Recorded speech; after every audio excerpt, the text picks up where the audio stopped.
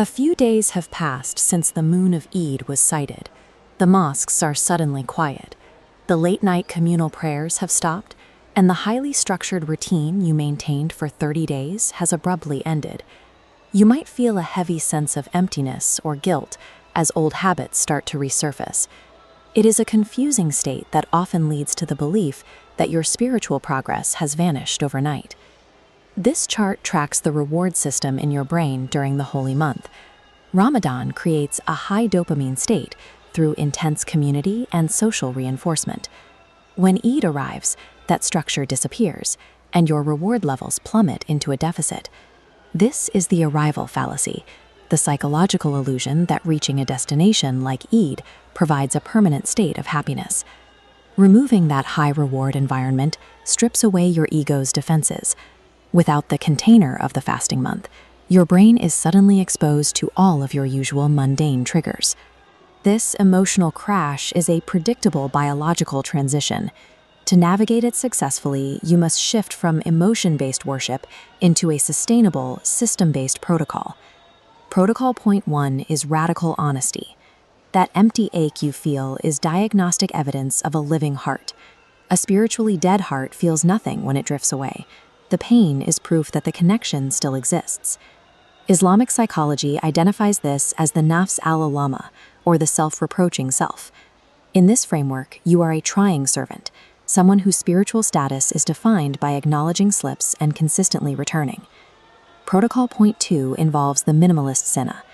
This principle dictates that the deeds most beloved to the divine are the ones performed with consistency, even if they appear small.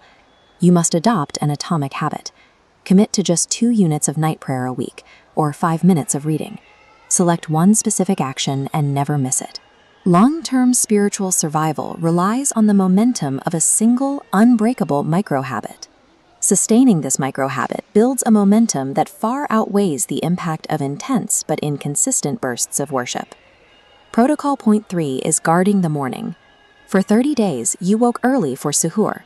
You can maintain that discipline by replacing the pre-dawn meal with a dedicated block of morning mindfulness. Staying awake for just 20 minutes after the Fajr prayer creates a Baraka hour. This practice anchors your nervous system and locks in cognitive clarity for the day ahead.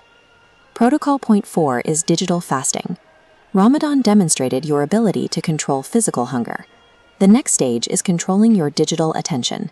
Implement a digital Maghrib by setting a hard cutoff for all screens in the evening. This shields your mind from the noise of the modern environment and preserves your internal quiet. Reclaiming the first and last hours of your day builds a fortress around the tranquility you developed during the holy month. Protocol point 5 is the biological reset. There will be days when your internal motivation reaches zero and standard worship feels impossible. On those days, you turn toward external service. Small acts of kindness, known as pro-social behaviors, force the brain to release a flood of oxytocin and serotonin. This neurochemical shift acts as a backdoor to repair your spiritual state. It bridges the gap back to faith when internal willpower fails. Scholars like Omar Suleiman emphasize that actionable compassion is a primary path to gaining divine love. If you cannot focus on prayer today, serve a glass of water to your parents or send a supportive message to a friend in need. Moving outward to serve others pulls the mind out of a passive state and returns it to spiritual resilience. Consider the true purpose of the holy month. Ramadan is a fueling station designed to power your spirit through the remaining 11 months of the year. The objective of these practices is Taqwa, God consciousness, and maintaining relentless sincerity even when the social structure of the month has faded. Your ultimate value in the eyes of the divine is determined by the grit and persistence of your post-Ramadan recovery, regardless of your temporary peaks. You are an athlete in training who stumbled, currently learning how to walk the long path of discipline.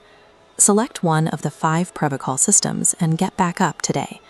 If this framework helped you find your footing, subscribe for more in-depth spiritual strategies.